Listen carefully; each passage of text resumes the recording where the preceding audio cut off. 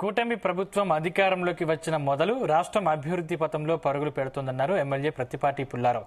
పల్నాడు జిల్లా చిలకలూరిపేట పట్టణంలోని 100 పడకల ప్రభుత్వ హాస్పిటల్ను నరసరావుపేట ఎంపీ లావు శ్రీకృష్ణదేవరాయలతో కలిసి పరిశీలించారు.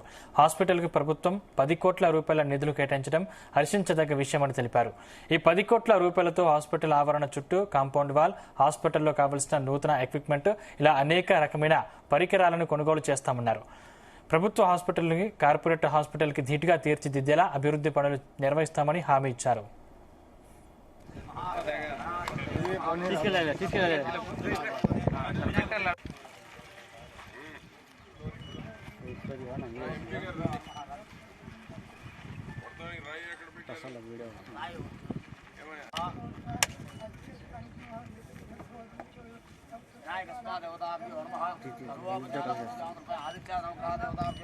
देवता